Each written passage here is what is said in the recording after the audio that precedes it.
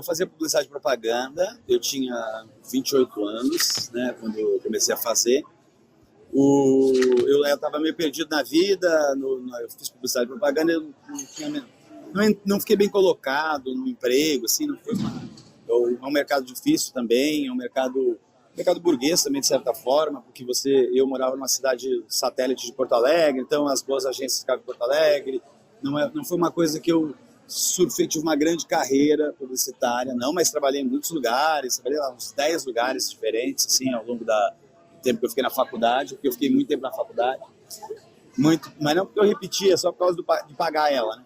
Então eu era meio perdido, assim, então eu acho que a comédia, ela conseguiu, eu sou TDAH, né, na época eu não sabia tão bem, não era, tentava tratar como hoje, mas eu acho que ela me deu eu achei algo que eu sabia fazer, sabe? Eu acho que foi isso que me tirou da publicidade, que eu disse, não que eu não soubesse ser publicitário, mas eu acho que ganhar pouco por ganhar pouco, eu preferi então fazer comédia na ocasião e me mudei para cá, já fazia uns 3 anos lá em Porto Alegre, viajava um pouquinho assim, mas amadoramente, e aí eu me mudei para cá. Então eu era um publicitário que não tinha tido sucesso na carreira. Meu processo criativo, vamos pensar, eu estou numa fase mais parada esse ano, mas eu sei qual que é, mais ou menos. Eu já tentei muita coisa, então é difícil dizer qual que é o fixo meu, sabe? Eu acho que cada situação exige um tipo de anotação, um jeito de anotar. Às vezes é melhor eu anotar por áudio, às vezes é melhor eu anotar a premissa num bloco de notas do iPhone. Às vezes eu escrevo o texto mesmo em Word e estudo ele, eu ponho tópicos no meu caderninho. Depende muito, sabe? Eu não tenho um método, mas eu acho que não é inspiração, sabe? Veio a inspiração, desceu o pombo do Espírito Santo em você e agora você tá com a graça. Não é assim.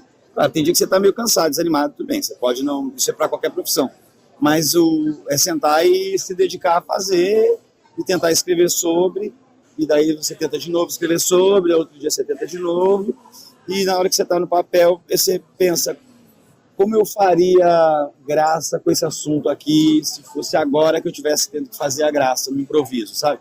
E você tenta passar essas primeiras impressões para o papel e depois você vai melhorando esse tipo de coisa, e principalmente tirando as coisas que não funcionam, que eu acho que as pessoas são meio apegadas, às vezes elas ficam elas querem usar 10 piadas sobre carro, e aí elas ficam com essas 10 piadas, e aí elas continuam tentando as 10 piadas, e sempre usam elas, mesmo que 3, 4 não funcionem ali no meio, mais ou menos, eu te deixei na mão algumas vezes, ela continua com essa. Então eu acho que isso é uma coisa para não se fazer, sabe?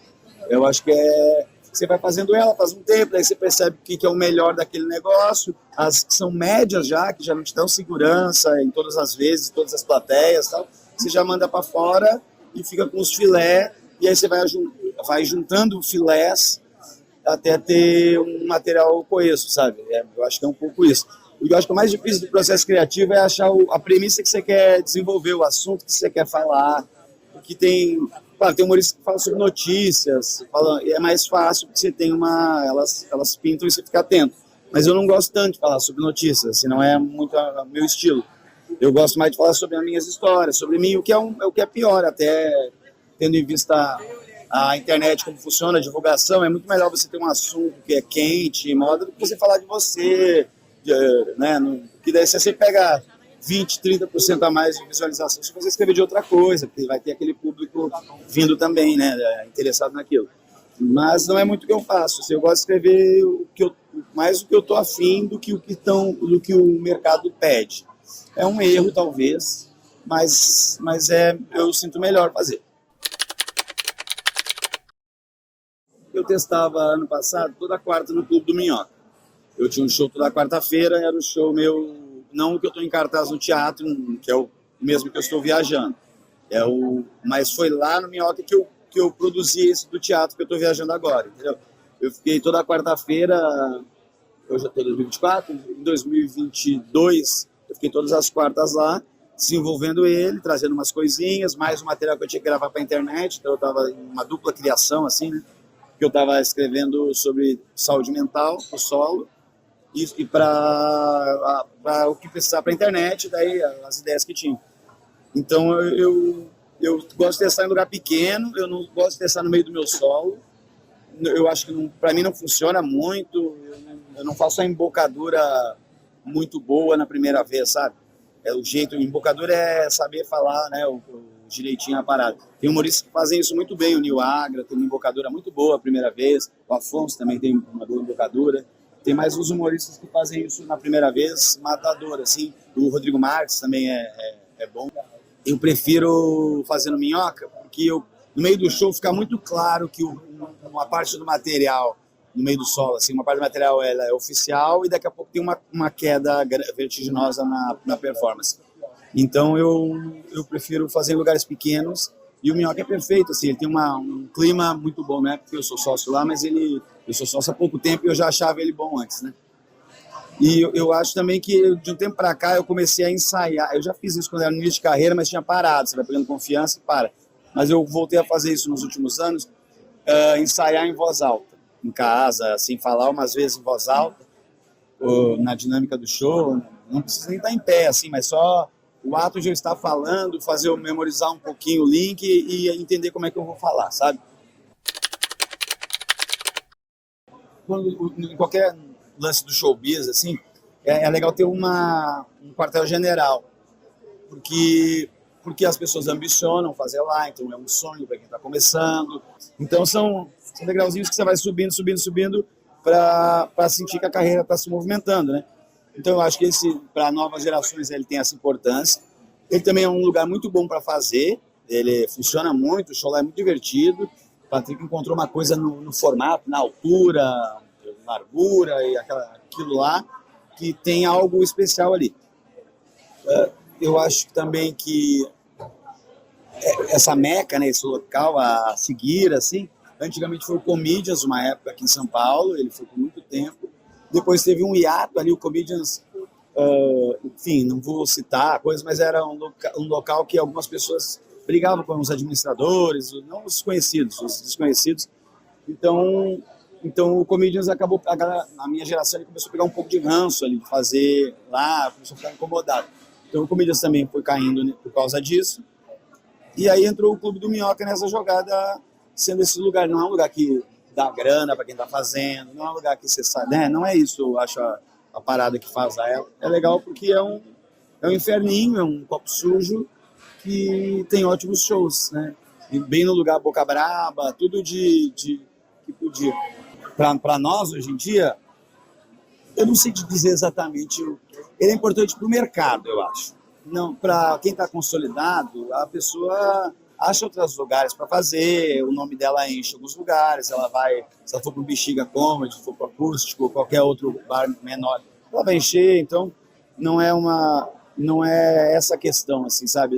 Para quem está famoso, já está conhecido, eu acho que ele já passou por isso e aí nós, é a minha opinião, né? Todo mundo que tem gente mais interessada em ganhar uma grana e também cada um defende o seu, tá certo?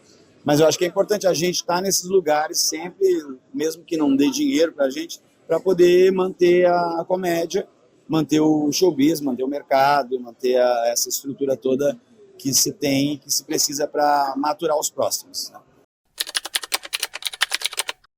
Então, é o meu filho, assim, passar um tempo de qualidade com ele, que eu faço sempre, eu viajo menos finais de semana também para estar aqui, mas eu valorizo também, acho que ver os amigos eu estou valorizando mais agora, que eu fiquei um pouco distante dos meus amigos aqui em São Paulo, dessa coisa de ter casado e tal.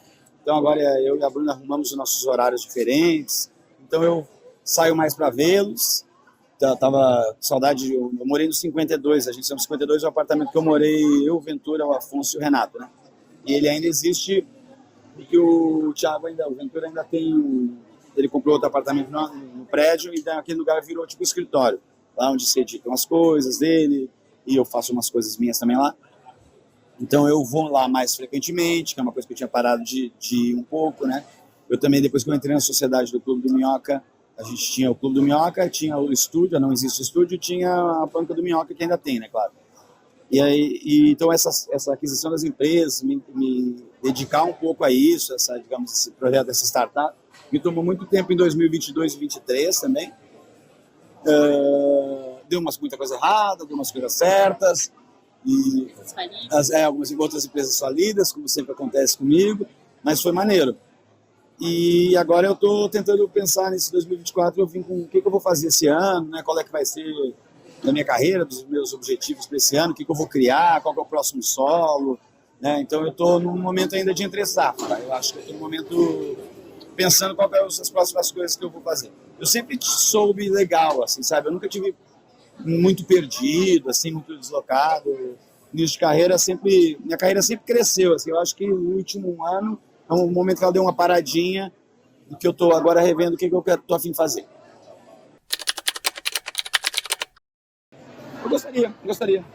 Quando ele era pequeno, assim, ele é pequeno, ele tem 7, né? Vai fazer 8 esse ano. Quando ele tinha uns 5, eu ensinei para ele alguns gatilhos de comédia, assim, para fazer as coisas ficarem engraçadas. Um dos mais simples, né? Antítese, paradoxo, exagero, né? A hipérbole. E mais um ou outro. Teve um que eu ensinei que é o ironia. Uma vez eu li que ironia é bom para criança irônica. Quando você aprende ironia quando é criança, você cresce mais inteligente. Eu ouvi falar isso, eu li isso em algum lugar. Aí eu achei que não valia a pena tentar. Mas também quando você fica mais velho, você fica um pouco depressivo. Então tem que tomar cuidado com isso. Mas eu ensinei para ele ironia. Claro que eu ensinei para criança, eu ensinei falando, nossa, tá bonita essa roupa, sabe? Eu verbalizando de um jeito diferente a palavra que é mentira, né? Que é o contrário do que se diz. E ele entendeu, ele faz super bem ironia, ele super entende, ele se comunica bem. Ele gosta de comédia, mas ele falou que quer ser dublador. Mas aí vai acabar essa profissão, então eu já falei para ele pensar em outra coisa. Mas eu acho que algumas pessoas elas ficam nessa incomodação de ataque de minorias, essas coisas todas que o stand-up acabou tendo essa pecha, né, de ser assim. Eu acho que é porque infelizmente a mídia ela prolifera esse tipo de informação, né? Assim, quando acontece alguma coisa assim, e não quando tá a gente em cartaz em algum lugar, porque daí ela acaba, claro, pegando. Se falar do banco só na vez que o banco teve assalto, as pessoas não vão lembrar que o banco é para sacar dinheiro, né? Elas vão lembrar que o banco é lugar de assalto. Eu acho que é isso que a comédia passa um pouco, assim, pô, tem muita gente excelente. Eu também não concordo, assim, que a gente não pode falar de algum assunto, eu não acho isso. Eu acho que a gente pode falar, sim. Acho que às vezes a comédia ela é crítica. Você não pode dizer, o poema não pode falar, o filme não pode falar sobre nazismo. Não, ele pode falar sobre nazismo, ele não pode enaltecer o nazismo, ele não pode dizer que o nazismo é uma corrente ideológica certa. Agora ele pode fazer um filme sobre o nazismo o filme do Hitler, por exemplo, é um exemplo, né? O ponto de vista, como é que foram as últimas horas do Hitler. Ele não está enaltecendo, ele está mostrando como é que foi a confusão, mas sempre sob um recorte, um espectro de que você entende que aquilo é errado, sabe? Às vezes não precisa ser dito, você entende pela montagem daquilo. Eu acho que alguns humoristas poderiam tomar um pouco desse cuidado maior. Alguns não querem tomar, porque eles acreditam que eles têm que esticar a corda para você voltar um para trás, vai voltar tudo, sabe? Então, eu acho que é um pouco de exagero, de desespero demais. Eu acho que é muita questão de fazer piada velha, sacou? Tem algumas pessoas, alguns humoristas, tem muita questão de dizer, não, eu não quero parar de fazer esse tipo de piada, eu quero continuar fazendo piada com gay, com não sei o quê, com não sei o quê. E na real a gente pode fazer, tem várias. Eu consigo te contar uma piada falando de gay que ela é palatável para falar, sabe? Vamos lá, é uma piada de salão.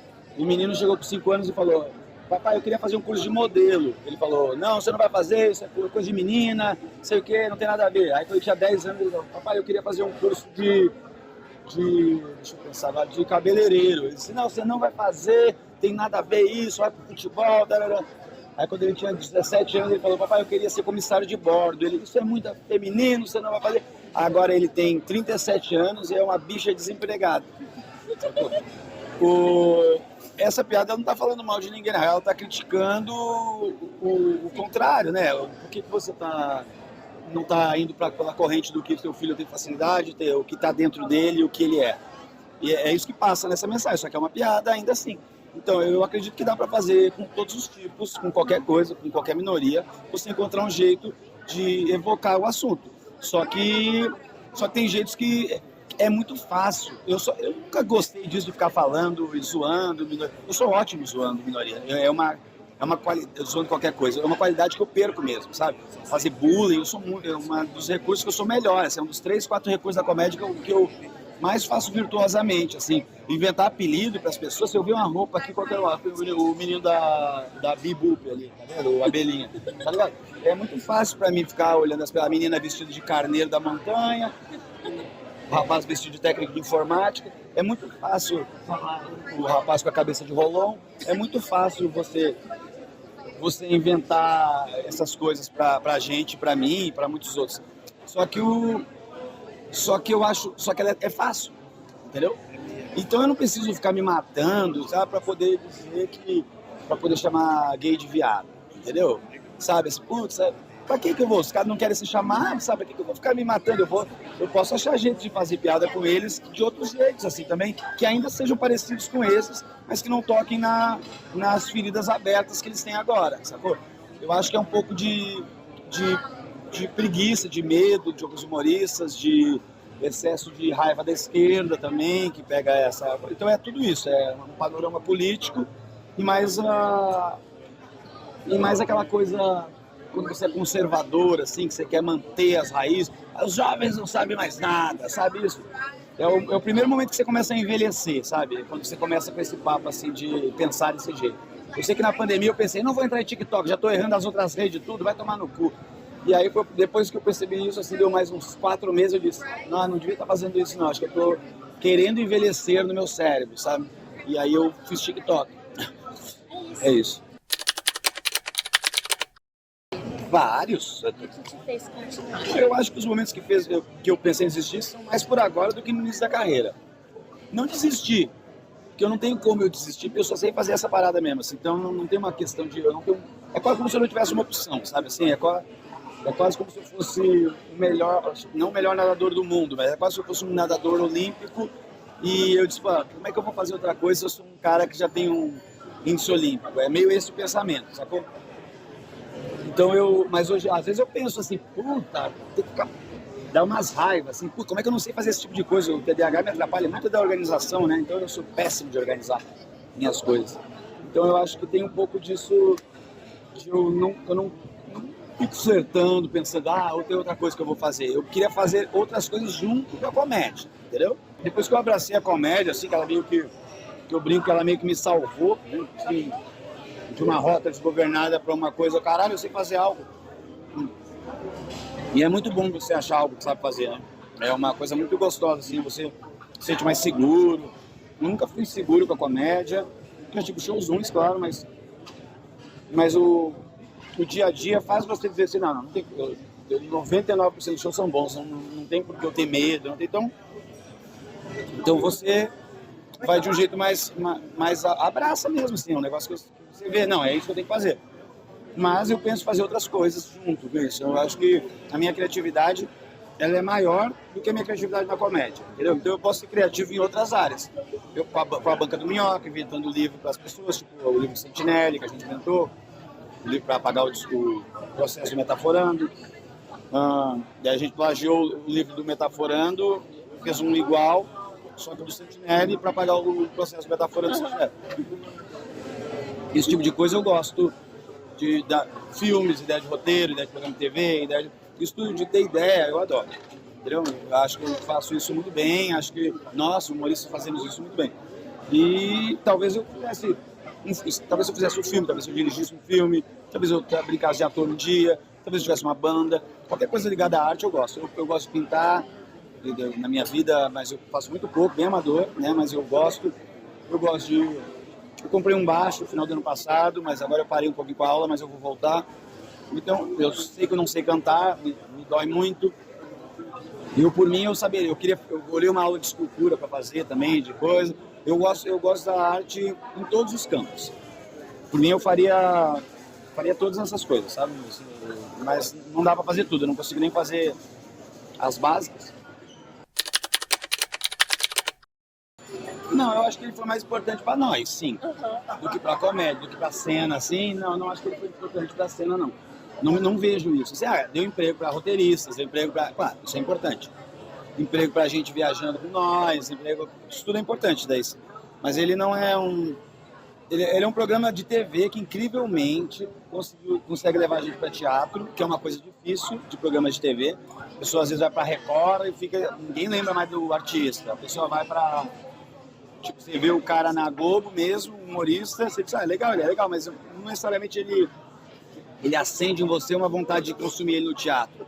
Mas eu acho que o Cupido Cabral acende isso nas pessoas, sabe? Eles ficam com vontade de ver nós 5 no teatro, ou separados, ou juntos, de qualquer forma. Então eu acho que foi ótimo pra gente, pra mim, foi muito bom. Acho que remodelou minha carreira, eu já era conhecido no meio, no circuito, mas eu não tinha tido ainda uma oportunidade. E eu acho que ele deu oportunidade para um monte de gente que merecia ali. E eu acho, na real, que as pessoas que mais mereciam ao longo, que são os comediantes mais virtuosos, assim, ao longo desses últimos anos, desde que eu comecei e desde antes, todos eles se encaixaram em alguma coisa legal, sabe? Os que estavam atrasados, assim, no sentido de acontecer algo com eles, que tinha muito tempo, e a gente disse, cara, por que não deu? Esses caras são excelentes. Foram corrigidos agora. O Igor Guimarães, o Paulo Vieira, bem corrigidos, inclusive, né? São pessoas que a gente diz, caralho, eles matam, eles são excelentes no palco, como é que eles não estão ainda... As pessoas não conhecem eles, não estão bombando nas redes, não estão não sei o quê. E aí conseguiram... Então eu sinto o mercado bem justo, sendo sincero, assim, não tem ninguém que eu me lembre que eu diga, puta, esse cara ficou pra trás, assim, é quase, assim, eu teria que forçar muito, talvez eu encontre um ou outro, sabe? Eu digo, pô, esse cara é muito bom, devia estar melhor. Mas o Rafael Gunning, por exemplo, também, ele mandava super legal, super bem, morou com nós também um tempo, todo mundo morou com nós, né? E agora ele tá estouradaço, né? Os vídeos dele estão muito legais, viu? Isso sempre. É um pouco disso, assim, de uma hora vira. Só que você tem que ficar insistindo e acreditar que uma hora vai virar, assim. Porque às vezes você acha que tá bom, mas você não tá bom ainda, sabe? Você tá genérico, tem vários outros parecidos, hoje em dia tem vários outros. E é difícil pegar sua linguagem, achar seu estilo. Alguém que diga assim, pô, esse cara aqui parece com fulano, né? E você ser o fulano, alguns de nós conseguimos isso, né? E isso é muito difícil. Então, às vezes a pessoa faz de um jeito genérico e ela não entende aonde que tá. Porra, por que não tá rolando? Porque talvez você precise buscar uma identidade maior de quem é você e ver a graça de ser quem é você e trazer isso pro palco. Mais do que vir contar umas piadas, sabe? Assim, contar piada tem muita gente contando, assim.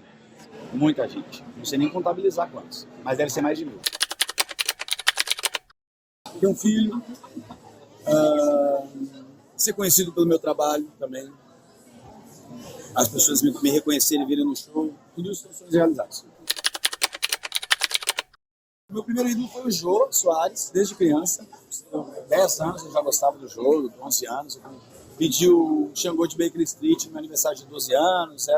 Eu sempre gostei do Jô. Acho que ele foi meu maior ídolo. Mas hoje em dia, vamos pensar num vivo. Eu vou falar comediantes, vai ser meio assim. Na comédia eu gosto do Tim Minchin, eu gosto do Louis C.K., do Chappelle. Os mais clichês aí eu vou gostar todo, Bill Burr.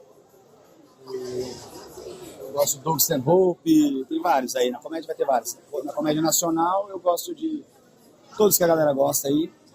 Mas eu acho que eu gosto mais os que eu mais gosto eu gosto do Murilo Couto. Eu gosto... Deixa eu pegar os estilos que eu mais gosto no Brasil. Eu gosto de um rapaz que parou de fazer há algum tempo, mas ele é roteirista de vários programas que você deve assistir aí, mas ele me inspirou muito junto com o Murilo também.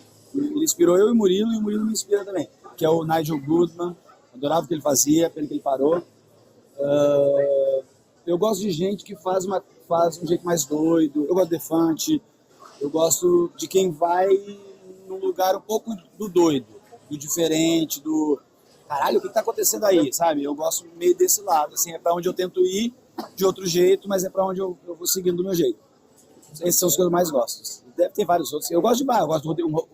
Melhor fase agora é do Rodrigo Marques. Melhor... Entendeu? Assim, tem fases e fases. Teve o melhor momento que foi o Renato, o momento que foi não sei o quê. Sabe, tem o Ventura, claro, né? O Afonso. Mas são momentos. Eu sei fazer aqui embaixo na perna, assim, não, mentira. Eu perdi a virgindade com 21 anos, eu acho. Uma curiosidade, né?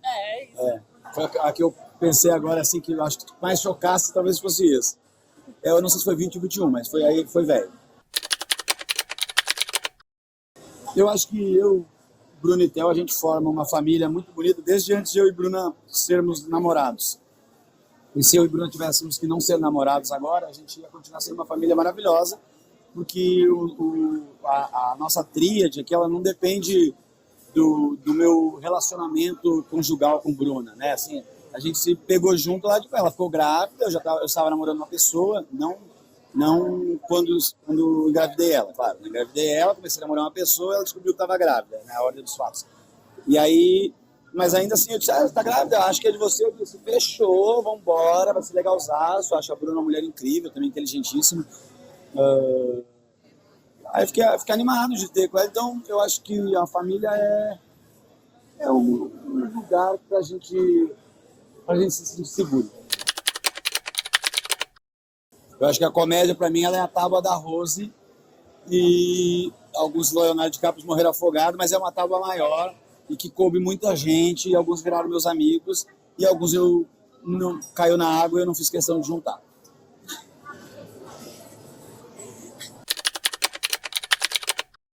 Eu acho que deve ser o presidente.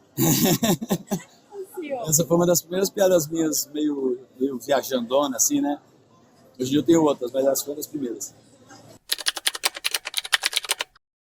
Fazer o que tá afim mesmo. Às vezes a pessoa não sabe o que ela gosta, né? Às vezes ela não gosta de nada, ela acha que não é bom em nada. Mas às vezes você acaba gostando do que você percebe que é bom também. Tem muito isso, assim, o cara descobre que é bom vendedor. Aí ele fica, porra, adoro meu trabalho, tô tranquilo, não sabia nada, eu fico vendo bem, vou fazer isso. Tem muito isso, assim, de facilidade com aquilo que você tá fazendo, né? Eu acho que ele tá um pouco nesse lugar, assim, sabe? Puta, eu tenho muito mais facilidade pra isso, por que eu tô fazendo isso que eu não tenho facilidade? Eu adoro. Legal. Tipo, cantar que eu não sei.